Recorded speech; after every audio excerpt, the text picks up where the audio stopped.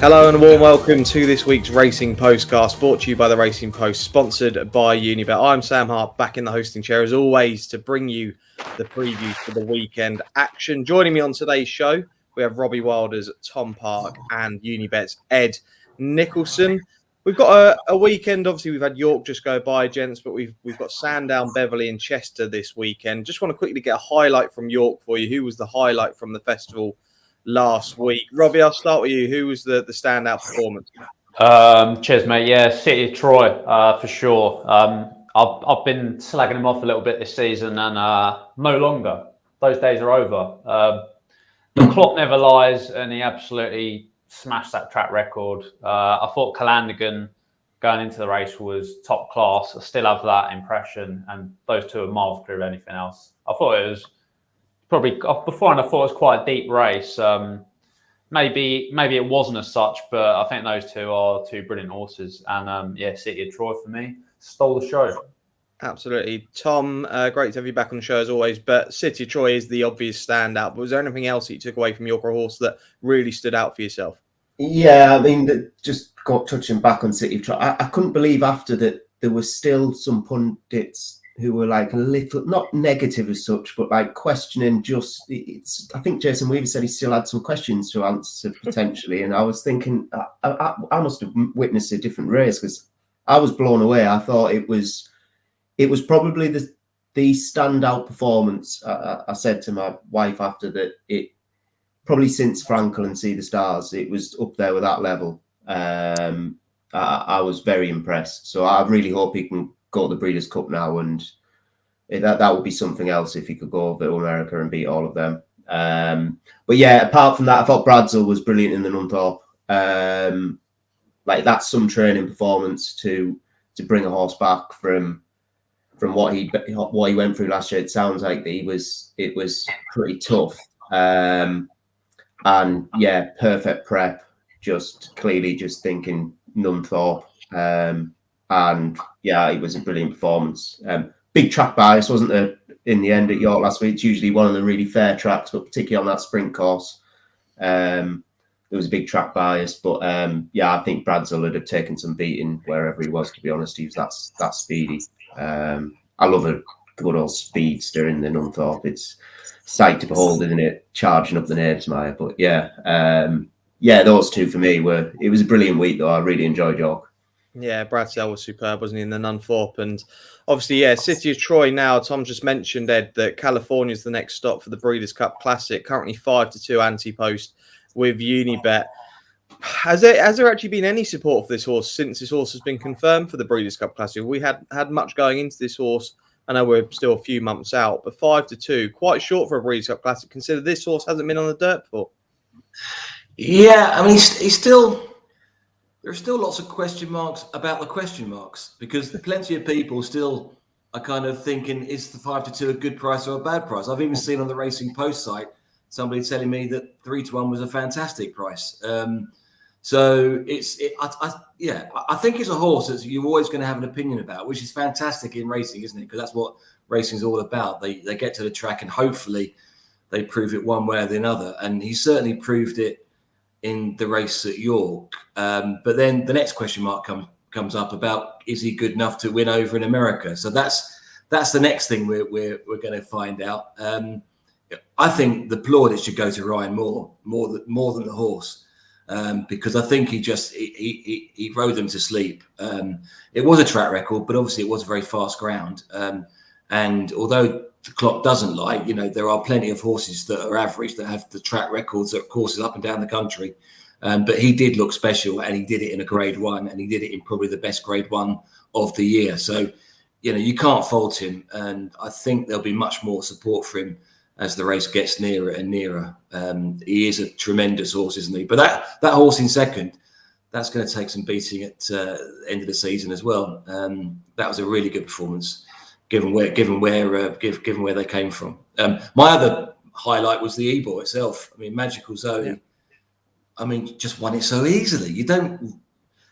You rarely get a horse win an Ebor that easily. It just looks so simple. We're going to run on the Ebor. We're going to get a handicap mark. We're going to win it easily. We're going to back and we're going to win. So it'd be interesting to see what happens to Magical Zoe going forward as well, because I mean that was just a rout, wasn't it, in the end? Absolutely, yeah. Plaudits to David Jennings, who's been banging on about Magical Zoe for the Evil for months and months, but he'll be on the show next week, actually, and I'm sure he'll mention that at some stage during the show. Let's get into the preview for the week, and then, gents, we start off at Sandown. 4 races from them. The highlights are going to be the Atalanta Stakes and the Solario Stakes, but we kick off with a handicap over 7 furlongs, the 150. We're waiting all night is currently the 4-1 favourite with Unibet. Star of Orion and Spanish Blaze 5-1. Linden B is 13-2. Feel the Need 7-1. Havana Blue 8-1. I'm looking at double figures, but these. Ed, I'll start with you. I'm sure during the preview you'll mention any offers and anything that we've got going on from Unibet. But anything in this race, and who do you like? Yeah, it's the money back second or third. The offer we go with one race every weekend, and this one is the race. It's a competitive event, and yeah, a lot of the racing this weekend or Saturday I found quite difficult, and it's a meeting or a day that traditionally I do very badly at when I'm having a bet. So bear that in mind with my selections. But the first race in the 150, I was taken by Linden B. I've had horses with John Flint in the years gone by, and I was at Windsor when they pulled him out on Saturday, and I had a word with John about the horse, and they're just pulling their hair out because they really wanted to run him on Saturday at Windsor. They thought they had him cherry ripe, and they couldn't because of the ground. He's been pulled out a few times because of the ground, Linden B. He's a horse that John obviously inherited. He's done that a few times. He's gone out and bought some good horses, and it's one of his better horses. But he's been dropped to a handicap mark where he could win, and he was so upset about the run that he got in Newbury the time before. Not blaming anyone. I mean, it wasn't the jockey's fault if the gap just didn't come. And if you watch that race on the replay through the Racing Post site, you'll see how unlucky Linden B was that day. It put up £3 for coming second, but should have won. If it hadn't any breaks at any time, would have won. And it's still relatively well handicapped. He's won over a mile at Sandown, I think, off 82 and run off 83 and 84. He's off 80. He's in form. As long as the breaks come at Sandown, and sometimes you do need the breaks over 7 furlongs, I think he's got a cracking chance. He was 10-1 when I kind of analysed the race late last night, and he's now been backed into 13-2. I can see him going off favourite. So, yeah, Linden B's my selection. Yeah, certainly well supported, Linden B. Robbie, to you now, Waiting All Night and Star of Orion. I was actually watching the racing live when these two finished 1-2 in a really competitive handicap at Newmarket. They've both gone up a few pounds. What do we make of them at the top of the market? Are they worth taking on? Yeah, they got chances, certainly. I thought that at a bigger price, though, Feel the Need was quite interesting. This trainer, Michael Harrington, doesn't have many runners at Sandown. He's only had 3 all time, and he's won 2 of them and finished 3rd with the other.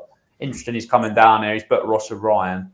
And this horse, he might be coming off a bit of a break, but he's gone well fresh in the past.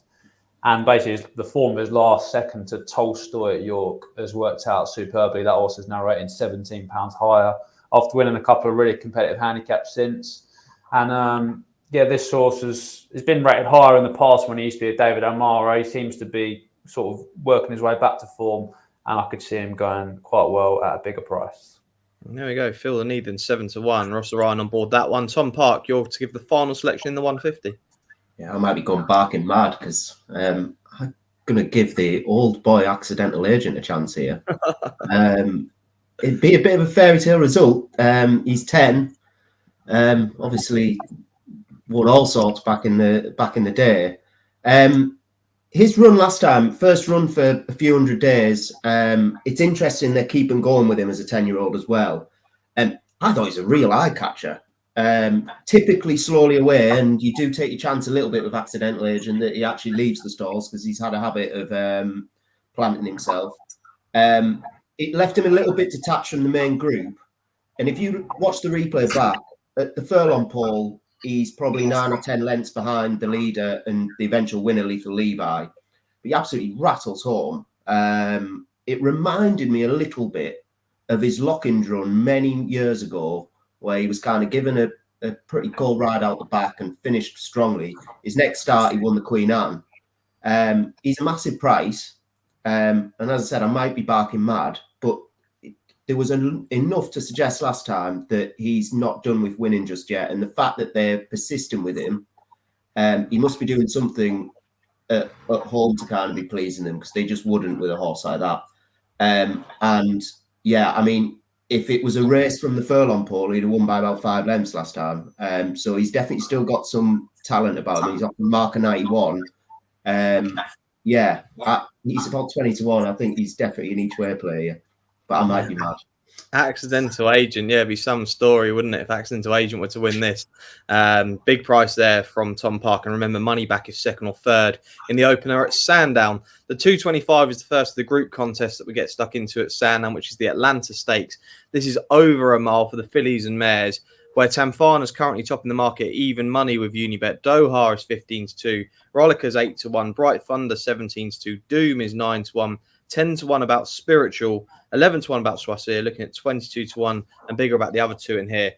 Robbie, I'm going to come to you. Tamfana, last time we saw this horse at a mile was fourth in the 1,000 Guineas this season. They then decided to step this horse up in trip in the Prix de Diane, and then went up again in trip for the Grand Prix de Paris, where I actually think this horse finished behind the 1-2 in the Arc for this year, in Sosi and Delius, who were both in that race. But Tamfana, dropping back to a mile, do we think this is a good decision and now a worthy favourite, even money?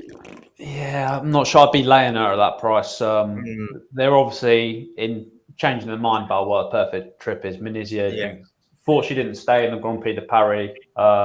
Probably right, to be fair. I prefer her at 10, to be honest. I mean, I know she has got that place form in the 1,000 Guineas. Ran really well there amid a draw bias as well. But yeah, I don't know. It's just the sort of profile I'll be taking on. You got out and out sort of milers here, and it's pretty decent Group 3, I'd say. I mean, even Doha's come out, having finished 5th in the Nassau. Might have been slightly flattered that day. That was quite slowly run. But the one I'm going to chance at much bigger odds is Relika for Jane Chapel-Hyam. This horse was a couple of lengths behind Tamfana in the 1,000 Guineas, but didn't really seem to handle the track. Got a bit unbalanced, pulled quite hard. She was essentially coming straight out of maiden win before that, very inexperienced. Apart from El Malka, the most inexperienced horse running in that 1,000 Guineas. And I thought that was a very fair effort. Wasn't herself next time at Chantilly.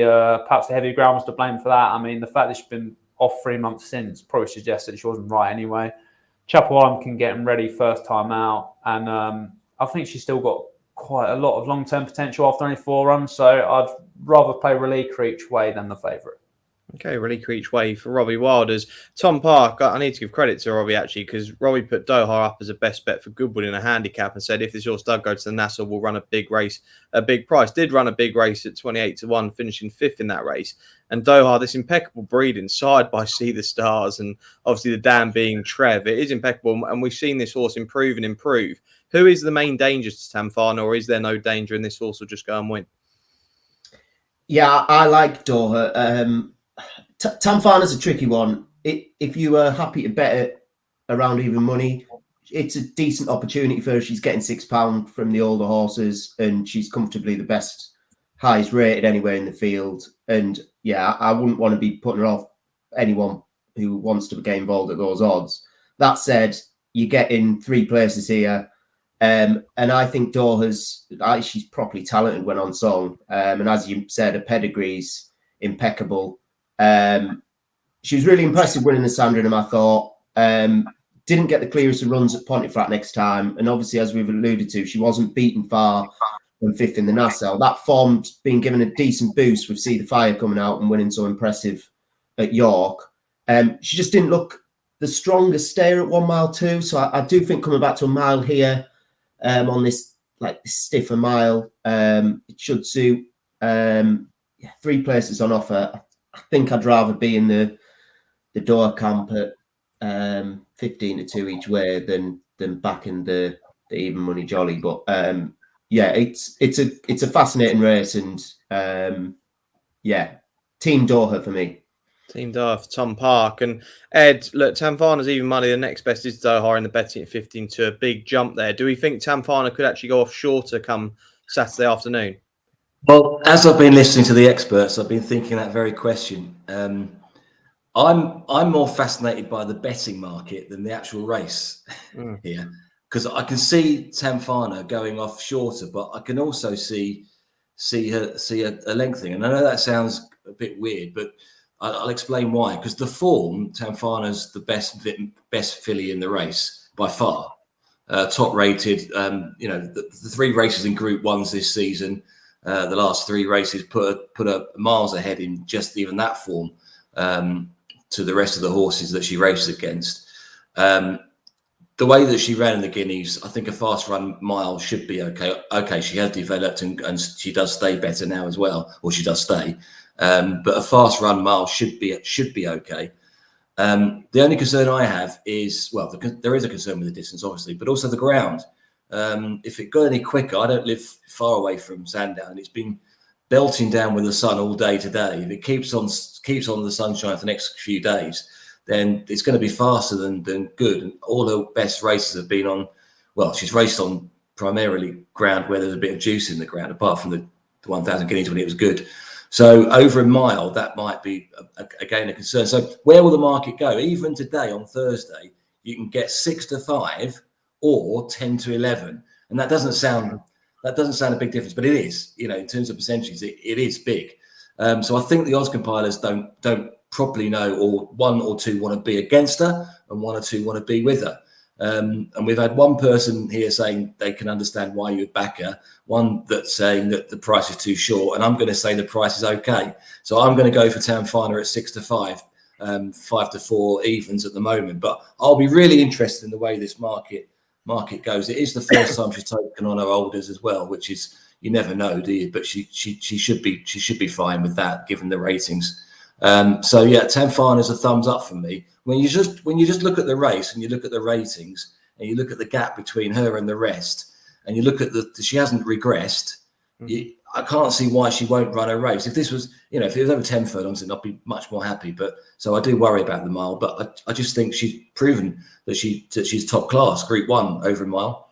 And this is Group 3. If it's a Group 1, then yeah, but this is 2 grades lower than she's been competing at, and horses that she's been competing against. So yeah, Tamfana is a quite strong selection for me at the price. But I will be interested to see which way the market goes, because I can see that they might drift. Ed, just on the betting, if because there's 9 runners, does that affect Tamfana's price to a certain degree? Say you take out a couple of the big outsiders. Say you take out the bottom 2 in the market. There's 7 runners. Would she then be shorter, do you think, than usual, or does that really make? I think they'd all shorten a little bit, but I think the more shortening would be the 2nd, 3rd, 4th favourites in that regard. I don't think you get much shorter on Tamfana. I think it'd be more the percentages on the 2nd, 3rd, and 4th horses. Okay, fascinating discussion with regards to the favourite there. Tamfana currently even money with Unibet, but like I said, this horse has been running the 1,000 Guineas, Prix de Diane, and the Grand Prix de Paris, all Group 1 events, and stepping into the Atalanta, which is a Group 3 contest, so definitely there to show her class. The 3 o'clock then at Sandown is next, which is a handicap over a mile and a quarter. 7 runners go to post, which sees Balmakara as the 15 to 8 favourite. Involvement is 3 to 1. Sean is 7 to 2. Dan Buster 7 to 1. Wonder Legend 10 to 1. Flying Frontier is 12 to 1. And Sierra Blanca is 28 to 1. Parky, I'll start with you in this. Who'd you like? Yeah, tough little race this. I quite like Involvement though. Ran well in his first 2 handicaps without winning, but stepped up on that Newmarket to win well in July, I thought. He's then 4th in a listed race at Deauville, but the winner of that race, Ombudsman, I think it's called, it looks a potential Group 1 call for the John Gosden yard. And he wasn't beaten far by the other 2. So that's pretty good form. Like, I'd be surprised if he doesn't end up like a good listed Group 3 level, but like horse. So I think there's still some scope in his mark of 102, and he's clearly progressing. So yeah, he might just have a touch of class. So I'm going to go with Involvement here. Okay, Involvement for Tom Park. How about for you, Robbie Wilders? Yeah, call me mad, mate, but I quite like Sierra Blanca, the outside of the field at 33. I'm a big fan and a pedigree first things first. By no name ever, but the Dam won the Oaks at Epsom, the Oaks at the Curragh, and the Yorkshire Oaks. This was a good horse for Aidan O'Brien as a 2-year-old. He beat Spruill, who was that good horse who won the Derby trial at Leopardstown. Plenty of good forms of juvenile. He's only raced 3 times since, though. He's sort of been around the stables. He was with Richard Hannon, now he's with Martin Mead. But I don't know, I thought his sort of stable debut for Mead last time wasn't a bad effort at all, in 6th place behind some decent handicappers. The time of that race was strong. It was the best of the 4 races on that card at Newmarket. And it was over 7 furlongs. But he might be by no name ever, but he's got winning form over a mile on heavy ground at 2. And I think he's probably worth a try, a longer trip. He's getting an extra 3 furlongs here. It looks significant enough that Martin Mead's booked Tom Marquand. I mean, there is a chance that he might need to come down a little bit more at the weights from a mark of 95. But I don't know. I think he might be worth chancing at the odds. I'll definitely put him in your tracker at least, for sure. So at the prices, I'll take a chance on Sierra Blanca. Yeah, plenty of pedigrees being mentioned on this week's show. Yeah, Sierra Blanca's Dam is Alexandrova, who won the 2006 Oaks, Irish Oaks, and the Yorkshire Oaks, as Robbie mentioned. So yeah, impeccable breeding there as well. Ed Nicholson, to you, please. I guess you're not going to put up Sierra Blanca. No, although I was interested in the selection because I looked at Martin Mead and I thought he stopped training, but I've just looked on my database and he's had 7 runners this year and 1 winner. So I didn't realise he'd come back. But so anyway, interesting selection, Sierra Blanca.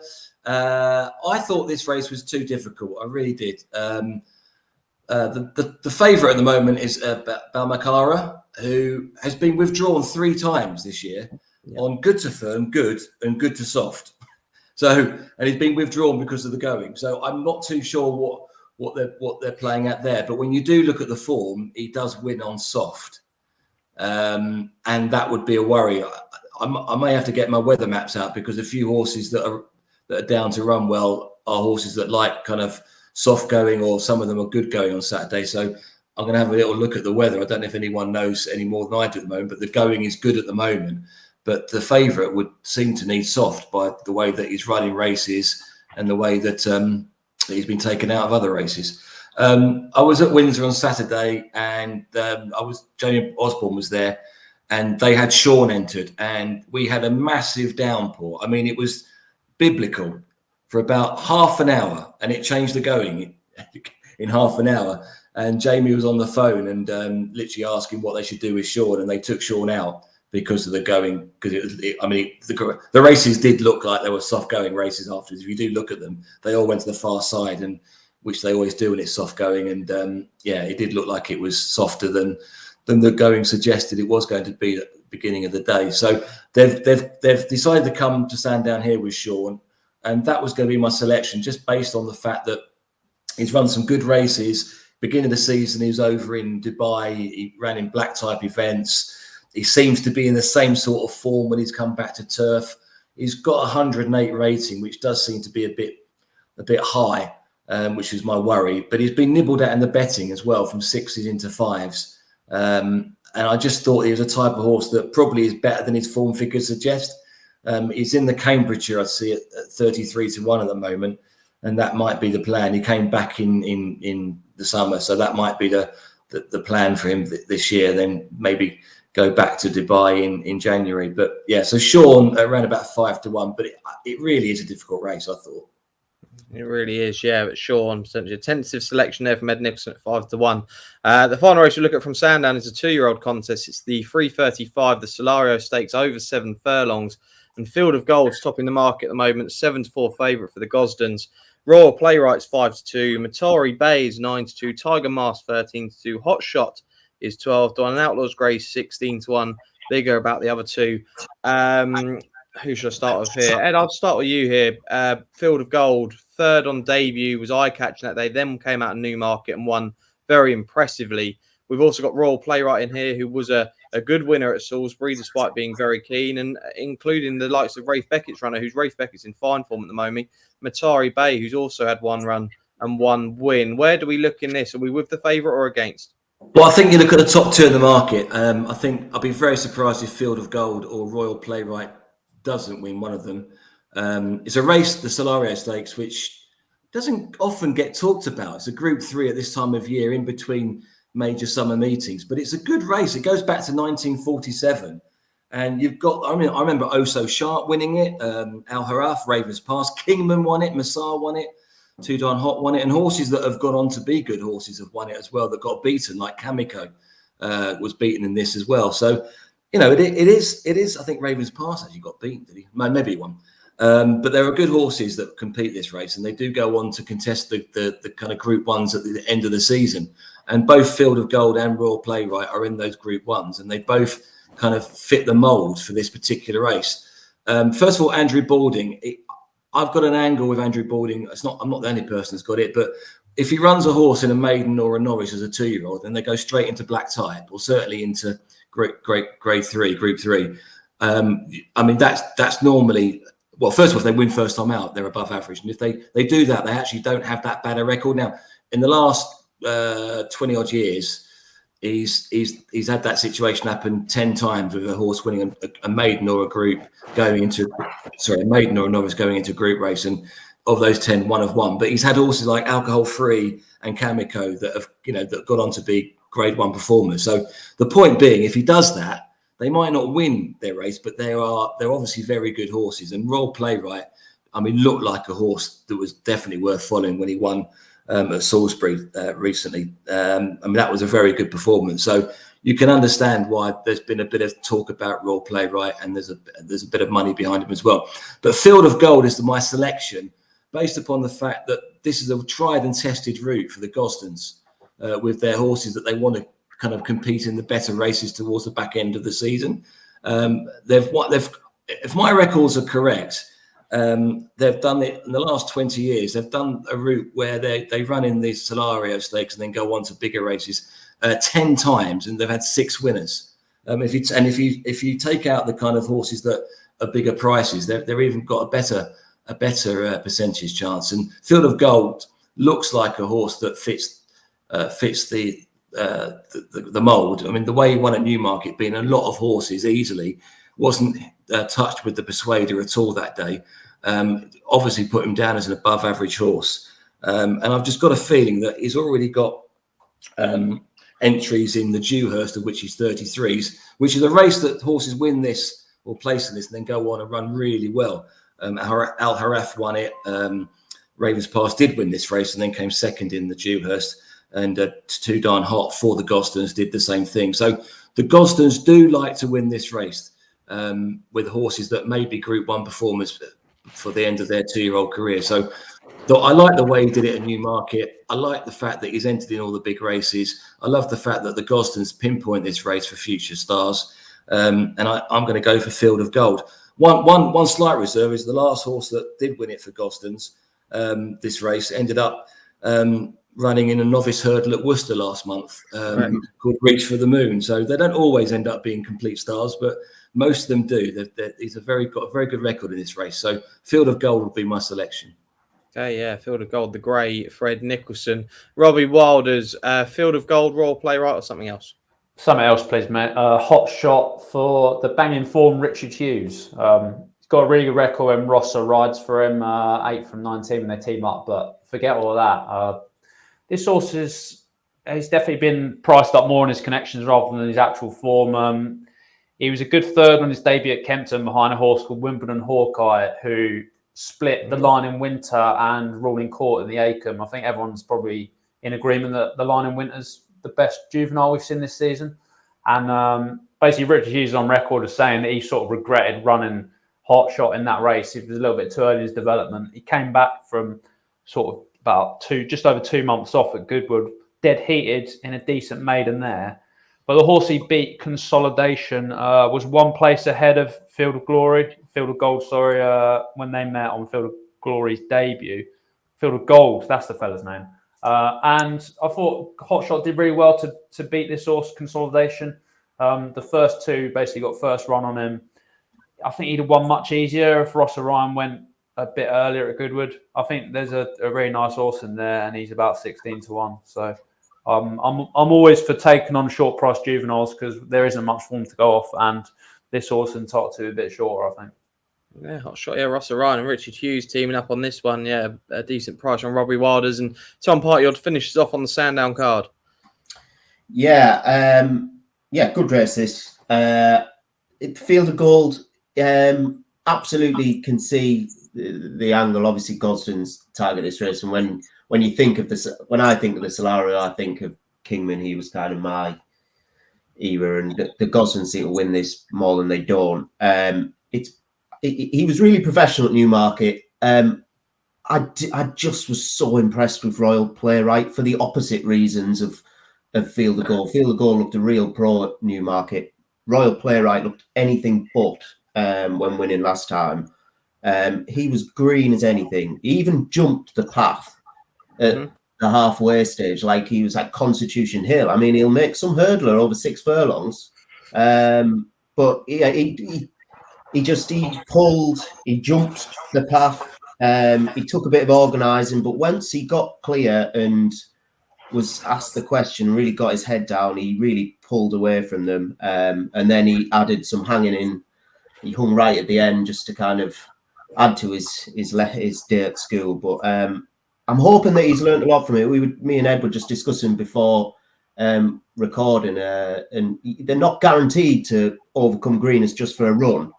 But if he does, he could be a serious weapon, I think. Like, the form's not too shabby either. I mean, the horse that he's beaten 3 lengths, Original Outlaw, was just collared late in a nursery at Glorious Goodwood. So the form's pretty strong. And yeah, I thought he looked really raw, but so much talent there. So I'm really excited for Royal Playwright. He's one of the 2-year-olds. He's certainly in the top 5 that I've been looking forward to kind of seeing next. So I'm hoping it's a winning one here, because I think he's very exciting. Okay, yeah, Royal Playwright then. Yeah, decent price with Unibet, looking currently around I think it's around the 5 to 2, 3 to 1 mark currently. So the one to take Field of Gold on with for Tom Part. But differing opinions in the Solario Stakes this week. Coming up shortly after this advert, we're going to be covering Beverley. We've got the Beverley Bullet there, and as well as Chester, where we have the Chester Stakes.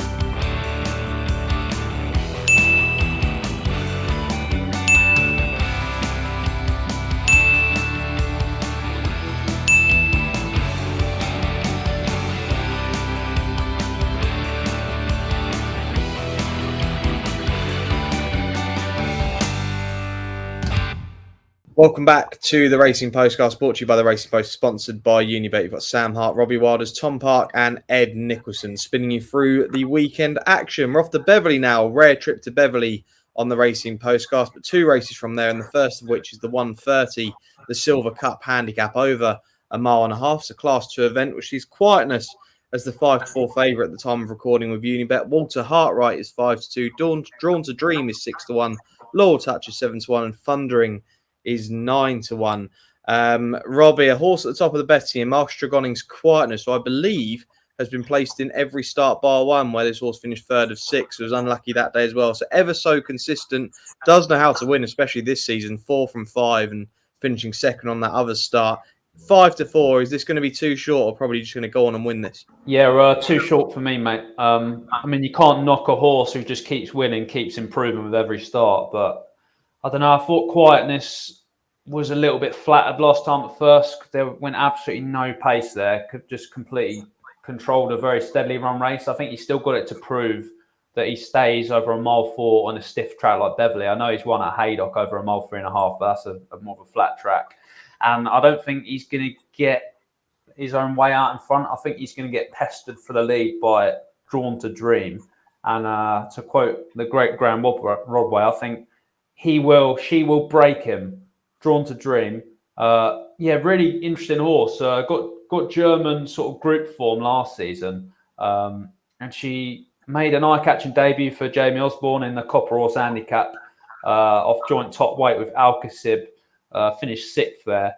It's not been quite the same form since. She was 6th of 9, in the Queen Alexandra, but that only came 4 days later. She's entitled to have been slightly fatigued from the Copper Horse run.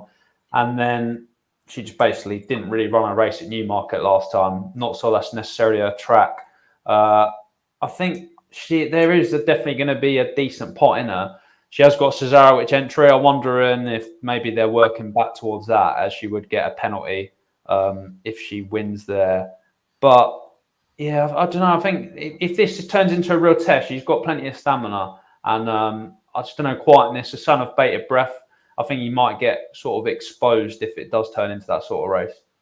Okay, yeah, Drawn to Dream then. Yeah, one to take Quietness on with. Ed Nicholson, to you, what do you make of this race? Well, once again, I find it a fascinating race to analyse.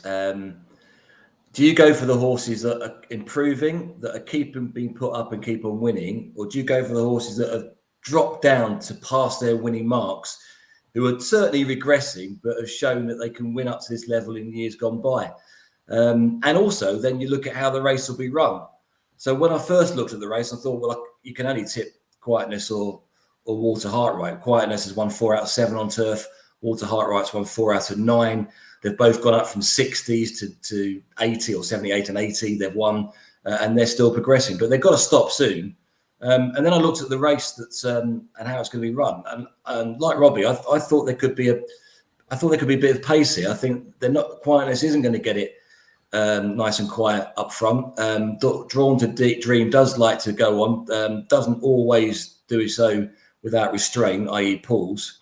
And Walter Hartright is always there or thereabouts. So it could be a fast run race.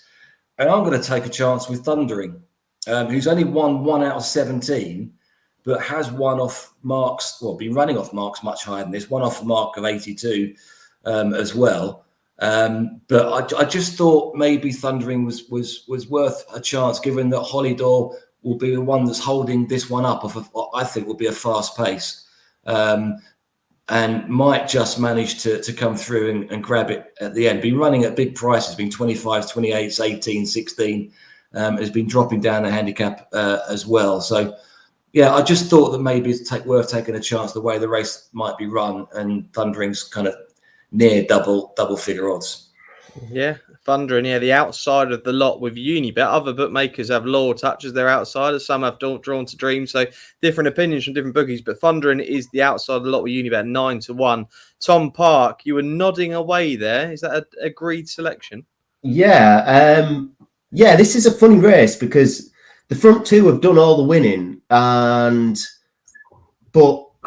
as Ed's pointed to, the handicapper, they're going to catch up with them eventually. Quietness, as Robbie said, she got a really easy time of things at front at first last time, and it's impressive to the eye and as to the handicapper's eye as well. But getting £6 for that, it was hers to lose the way the race was run. I think that's enough to kind of look elsewhere. Walter Hartright, done plenty of winning himself.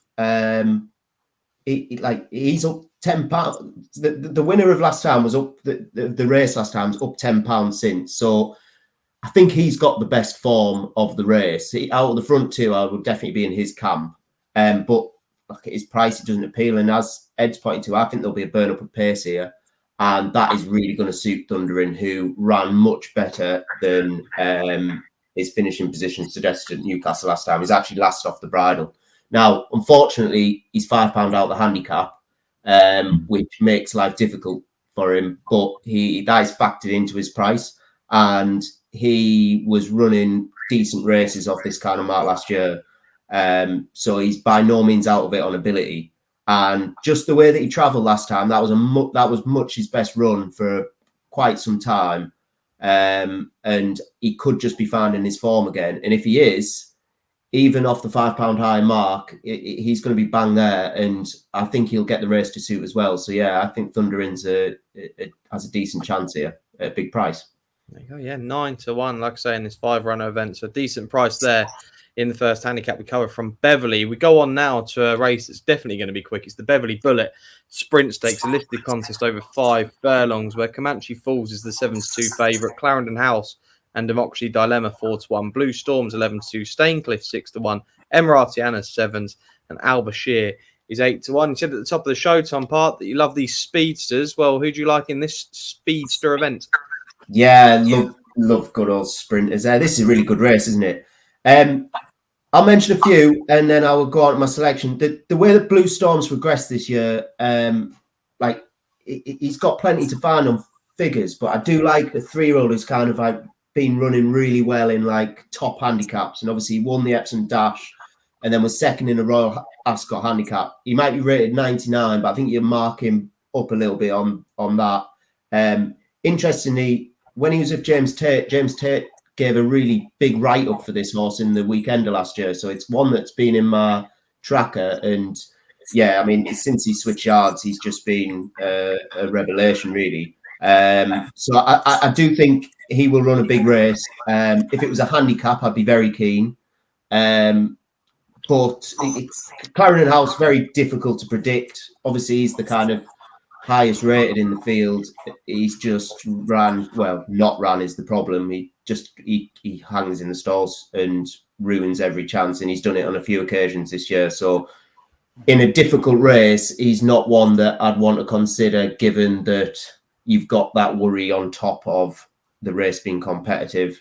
But yeah, the selection for me is Comanche Falls. Now, there were a couple of little niggling doubts, but he is proper classy on his day, isn't he, Comanche Falls? I just remember last year when he was running in these kind of listed and Group 3s, and he was just mopping them up. And if he's coming back to that kind of form, he's going to be really tough to beat.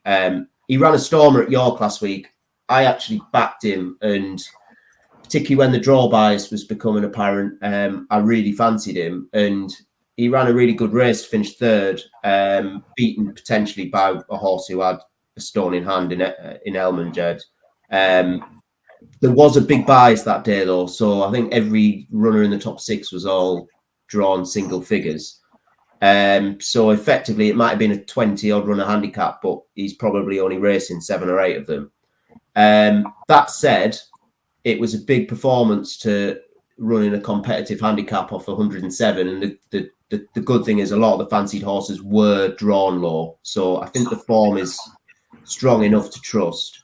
As I said, he was running right up to his rating of last year of 113, and if his York run suggests he's not too far off that level, if he comes on a little bit for that, he's undoubted the class in the race. So Comanche Falls for me, and I might even have a go on the forecast with Blue Storm. But yeah, I'm a big fan of Comanche Falls. Okay, Comanche Falls, the one to beat for Tom Park. Robbie Wilders, 7-2 the favourite, 8-1 the outsider of this 7. It's as competitive as ever, and you could make a case easily for many of these. Who are you going to make a case for? Oh, yes. Yeah, I'm going to make my case for Comanche Falls, much like Parky. Yeah, it's surprisingly, for a horse who's run 41 times, it's the first time he's ever run at Beverley. I see that holding no real worries because he's quite a versatile regarding 5 and 6. I mean, his best before the York run last season that Parky pointed out was an excellent performance. His best start this season was over 5 at Haydock behind Believing, who's obviously come out and run a series of good races in Group 1s. I mean, there's a bit of a pace collapse. If they go hard, which I think they will with horses like Democracy Dilemma in the lineup, then I can't see many really stand on better than Comanche Falls is. I mean, he was 6 lengths scared of the third in the Achilles Stakes, but I'm believing the last time he ran over 5 when there was a bit of a pace collapse. And yeah, I just think now Michael Dodds has got him back in form. He should go very close here, and the race should be run to suit. He's drawn right next door. Democracy Dilemma should get a lovely toe in. Yeah, I think there's plenty to like. Okay, 2 votes for Comanche Falls then. Ed Nicholson, could this be this week's Postcast hat-trick horse? No, I'm going to oppose Comanche Falls, although he's got as good a chance as anything. It's a really competitive race, as we've said. Any of the horses could win, but my heart and my head is going to go with Clarendon House. I understand what Tom's saying. He's probably right. It's not a horse you want to take shortish odds about. He's the horse you want to take big odds about, and that's exactly what I did in a Nunthorpe. I backed him at 66 to win the Nunthorpe, and got about 0.2 of a second enjoyment from it when he turned right and ducks away and came 15 for 15. So I probably won't be backing him at 4-1, but he has got form at Beverley.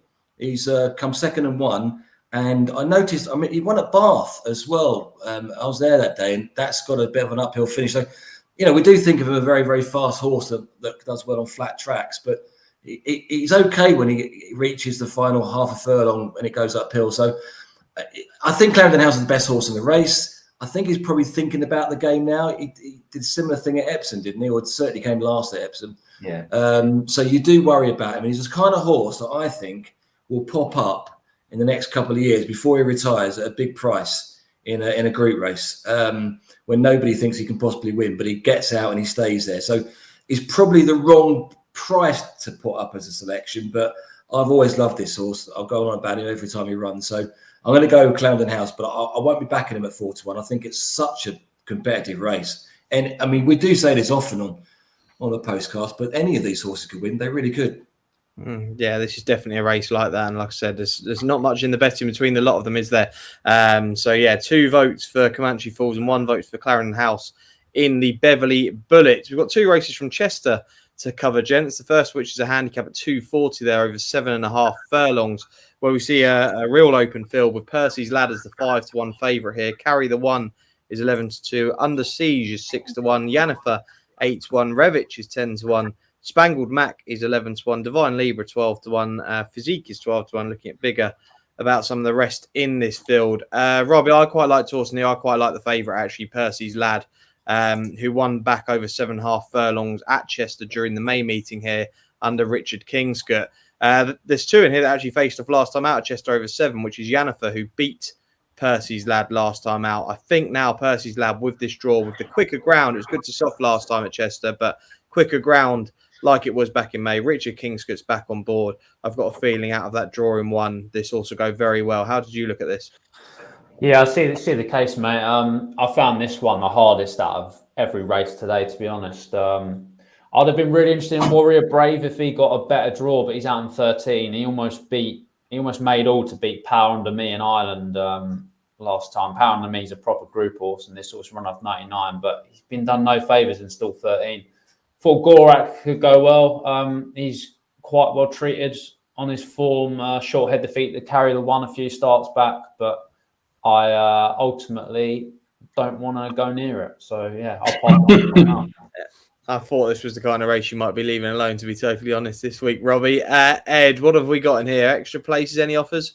Yeah, there's an extra place here, and I didn't say what we're doing at Beverley. In the Beverley Bullet, we're actually doing the best industry best price. So from 9 o'clock on Saturday, if you fancy any horse, back it with Unibet, because whatever the industry price is will be better from 9 a.m. on the Beverley Bullet, which is just to confirm the 205 at Beverley. This race is extra place, and you can see why we're doing it, because as Robbie has said, and I concur, it's an impossible race. I'll tell you what I was interested in taking on, and that means he'll probably win, is Under Siege, who's one of the favourites. Lightly raced, only had 4 runs, only a 3-year-old. It's in the Cambridgeshire I saw, which is 40-1 for. And Andrew Balding does like taking horses to Chester. I spoke to David Probert about it because he's got a good record at Chester, and he says they believe that taking, and this fits the bill with this horse entirely. They say by taking kind of inexperienced green horses that need to get to learn quickly on the job, Chester's one of the best courses to do it at, because they've got to be, it's obvious, isn't it? They're going around the bend all the time. They've got to be thinking, they've got to be balanced, and they normally go quite quick. So David Probert told me they tend to come back a much, much wiser after they've run at Chester than before. And given that they've got these lofty ambitions to run in the Cambridgeshire, you can see why they probably want to run a venue like Chester in a competitive Class 2 handicap. But there's a lot of negatives for me with this horse. So, I think his handicap mark's been based around his run with economics. I think that he doesn't look the most straightforward of horse. So that's the one that I wouldn't be backing. So that's probably going to win. The one I'm going to back is Carry the 1. Michael Bell, James Doyle taking the ride, which I like. He won at Chepstow. I spoke to his owner after the race, and he was adamant that, we always talk about the Carry the 1 in the Postcast because he's always well back to win these big handicaps, and he has been all season. Then he won what was a relatively smaller race at the Racing League, but still good prize money at Chepstow. And the owner just told me he just needs a really fast run race. He has to have fast run race. The ground is okay for him, whatever the ground is, minus extremes. And I think he'll get a very good run here. He's drawn stall 5, which I think will help. Doesn't matter so much over 7.5. James Doyle, obviously a completely fantastic jockey. I just thought that he's maybe still just capable of winning off this mark of 104.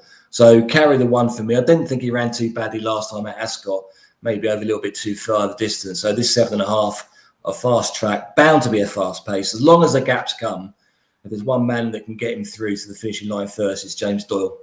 Okay, carry the 1 for Ed Nicholson. You're to finish us off in this handicap, Tom Park. Who did you like? Yeah, carry the 1 was actually last off my shortlist, so he's the one I fear the most. But yeah, I too like Percy's Lad. He did have stall 1 last time when he was beaten here. But if you give our front runner enough chances from the plum draw at Chester, you would think by the law of averages, they're going to have a better chance of getting the job done. And he gets another go from stall 1. And I just think that it makes him the one to beat in a very competitive race, basically. I won't be going mad in this race. As we've all said, it's very tough. But yeah, he's got form at Chester, and I think they went a bit too quick last time, and everything came from the back and just swamped them later on. Hopefully, they won't go as quick, although Ed will probably be hoping they do go lightning quick.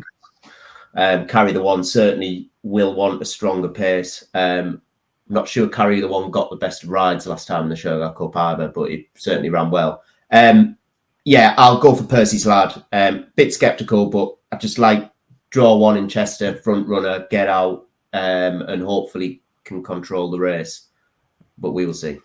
Absolutely. I think everything's in this horse's favour, and I'm looking forward to this horse running on Saturday. The 3:15 is the final race we look at. Briefly against the Chester Stakes, a listed contest just over 1 mile and 3/4 here. Kai's Chorister is the 2-1 favourite for the Manuzia team. Absurd. Willie Mullins with a horse near at 7-2. Real Dream 5-1 along with Samoy.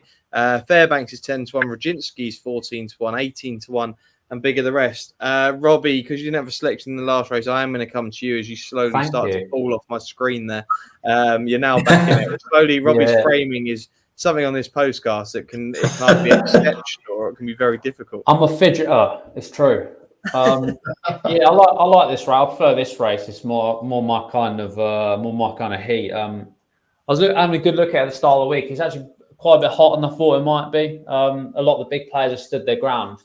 If I know producer Sam and presenter Sam, he's going to be all over Kai's Chorister, but I'm going to give a chance to Real Dream. I don't think this horse has quite yet fulfilled his potential. He was not on it at all when well fancied at York in the Grand Cup Stakes when last seen. But I mean, the fact he's been off for 77 days and gone from wind surgery suggests he's not been quite right. Basically, every time after he's had a break, he's run a big career best, and he's only had 10 career starts. So if he does that again, that puts him bang there. I mean, obviously, Sir Michael Stout is superb with this kind of slow burning staying horse. Just look at his pedigree as well. The Dam was an Italian Group 1 winner at 5. I think this horse is going to have some longevity, and I can't imagine Stout's going to run him unless he's properly spot on. So I think he could make that next step up to this sort of level, and he looks quite a decent each way bet with 3 places. Okay, Real Dream for Robbie Wilders. Tom Park, to you, final selection on the show. Who's it going to be? Yeah, I agree with Robbie. I have not given up on Real Dream either. He looked really progressive last season, and you take the stinker that he ran last time out of the equation, and you would think he's bang there to win a race like this. His run before, as Robbie said, like every time he runs first time out, he seems to run well, and like his run first time out this season was actually a career best. So it's not like he's, although he hasn't won this season, it's not like he's been, he was running badly. And then last time, something's clearly gone wrong. They've acted, which I always like to see when a horse kind of puts in a proper stinker. They've given him a wind up. And if he is back to his usual self, he is very talented. Interestingly, when I used to edit the Weekender, I used to make a note of Stout's workhorses, etc., and the Newmarket Gallops report.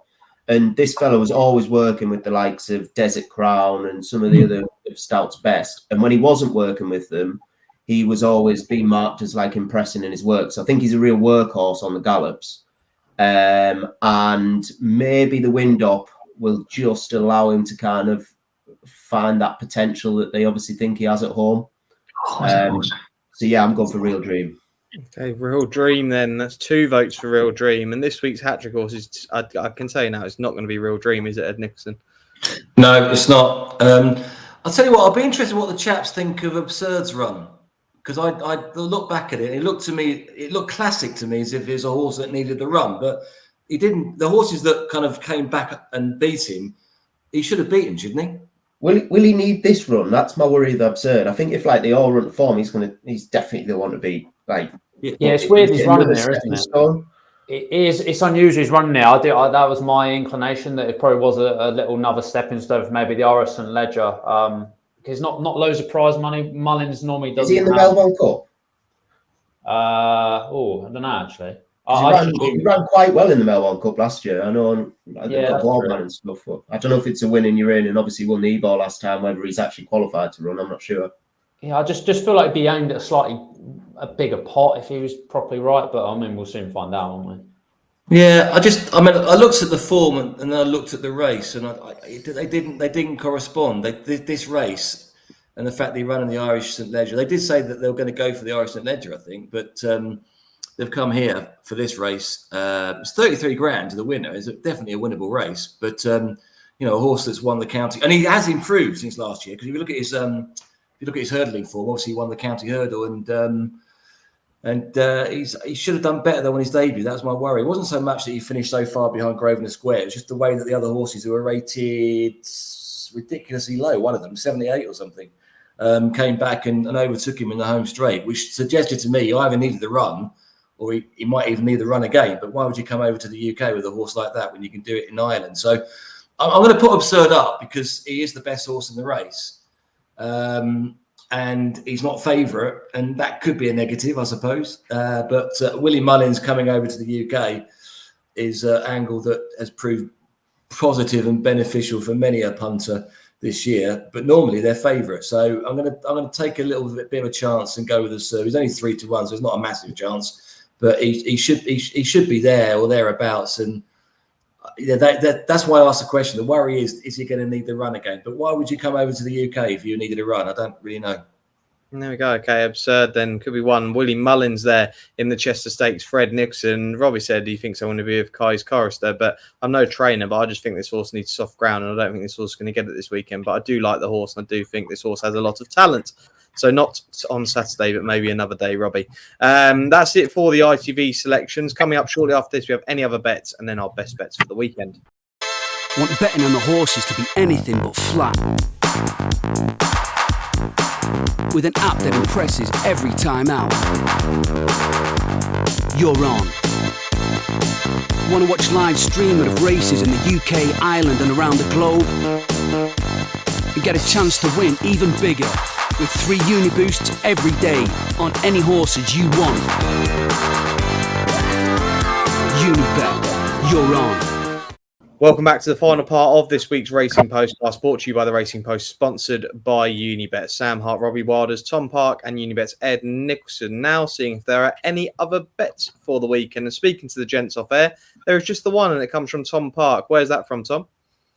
Yeah, 5 o'clock at Chester on Saturdays, 6 furlong handicap. I like the chance of Wen Moon, who's been sliding down the handicap despite running quite well. He was hampered here when 5th to Copper Night in June, and then was a real eye catcher 2 starts later when 3rd in a York handicap. And I'm a big fan of these handicaps at York in terms of form. They're usually always strong. He then definitely should have won his next start when 3rd at Pontefract, got no run whatsoever. Finished like a train. And then he was 13th at York last week. That ground was far too quick for him. And he was from an impossible draw in hindsight. So he didn't really have a chance. The bonus of that is he's been dropped another £2. So while he should have been winning races off 84 at York and then at Pontefract, he won none. He's now running off 82. And I think he's got a right chance off that kind of mark. And he's got a decent draw in store for as well. There's no prices yet for the race. I'm not sure what price he'll go off. But yeah, When Moon. My only concern would be if it was to get really quick. I suspect they'll take him out. They have done before when the ground gets really quick. They didn't at York. But I think it'll be all right, the ground. And yeah, I think he's got a really good chance. When Moon in the 5 o'clock at Chester. Yeah, When Moon, 5 o'clock Chester. Franny Norton taking the ride there on Saturday. So that's it for any other selections. Just a quick one from Ed. Just reiterate all the offers that we've got this weekend. Yeah, we've got 8 races on ITV and we've got an offer on each and every one of them. Price boosts on a few. We've got super boosts. We've got money back second or third on the first race on ITV. And then we've also got that new offer, which is the industry best price from 9 a.m. on Saturday in one particular race. So do check the website. There's plenty of offers around this weekend. It's a difficult weekend for punting, I think, but there's plenty of offers and promotions from Unibet to help you out. Absolutely. Do head to unibet.co.uk for all of the information and terms and conditions there. Right, time for the best bets for the weekend, gents. Who are going to be the best bets on the ITV card? I'll kick things off as ever in the 240 at Chester. Percy's lad, Richard Kingscott, on board here for the Kublers. Course and distance winner, won back at Chester during the May meeting over this 7.5 furlong trip. Drawn 1. I just think the return to quick ground is going to see his horse right back to his best. And I think 5-1 is a very, very fair price. Robbie Wilders, your best bet this weekend will be? Cheers, mate. I'm going to go for Real Dream, 3:15 at Chester. Okay, Real Dream there in the Chester Stakes just mentioned, but Real Dream for Robbie Wilders. Tom Park, your best bet, please? Yeah, Comanche Falls in the 205 at Beverley. Okay, yeah, the Beverley Bullet, Comanche Falls for Tom Park. And Ed Nicholson finishes off, please. Yeah, in the Atalanta Stakes, 225 at Sandown, where we are super boosting, so you can get the best price on each of the horses. I'm going to go for Tamfana, who's taken a drop in grade, drop in distance as well, but I think she should outclass these. Okay, there we go. On screen, you can now see our naps, our best bets for the weekend. These will be boosted by Unibet at the time of this podcast and video uploads. To, like I say, head to unibet.co.uk to see those there. Right, that's the end of the show. A fairly long show this week, but quickly going to find out what everyone's up to this weekend. I've actually, in the background, been watching some of the Paralympics that's just started. It's just switched to the table tennis, which has been great. I've been watching wheelchair rugby all morning. Robbie, you were a big fan of the Olympics and have missed it for the last few weeks. Bit, yeah. We'll have a bit of track and field coming our way from the Paralympics soon. Absolutely, yeah. Look forward to that, mate. Obviously, Chelsea on telly on Sunday against Palace. All eyes on transfer deadline day tomorrow as well. Got a lot of players we need to ship out in the next sort of 36 hours. So going to be attached to that. There we go. Yeah, Robbie Wilders live for transfer deadline day. Tom Park, your plans this weekend? I'll be in there with the millions of people on Saturday morning attempting to get Oasis tickets. Yeah. That will either make or break my weekend, depending on whether I'm successful or not. And then, yeah, I'll be watching the best team in the world, Sunderland, in the afternoon. So, yeah, they're going to hammer Portsmouth, so that's going to be good. And we're going to win. I think we're probably going to win the league without conceding a goal and probably win the Champions League in a couple of years. So that's Lost your best player, ain't you? It doesn't matter, Robbie. Like, we absolutely dismantled Burnley 1-0 last week. Yeah. And I'm pretty sure that man at the top should have something to say about Portsmouth being slagged off there. Yeah, no, that doesn't matter. I'll just let the footballers do the talking, Robbie. And Ed Nicholson, what are your plans this weekend? Well, I very much hope Tom on Monday isn't looking back in anger in case he doesn't get any of those tickets. I'm trying as well, to be fair. More my era than yours, Tom, I would have thought. I remember the first ever album. I remember listening to their first ever album on the train to Chester May meeting. And yeah. I remember that more than I remember the races. To be honest, it was great. I went to see them last time. They were horrendous. I was kind of 18 when they played at Sunderland, and that was 3 weeks before they broke up, and they were shambolic, massively upstaged by Kasabian. Hopefully that doesn't happen again. They were on a redemption mission.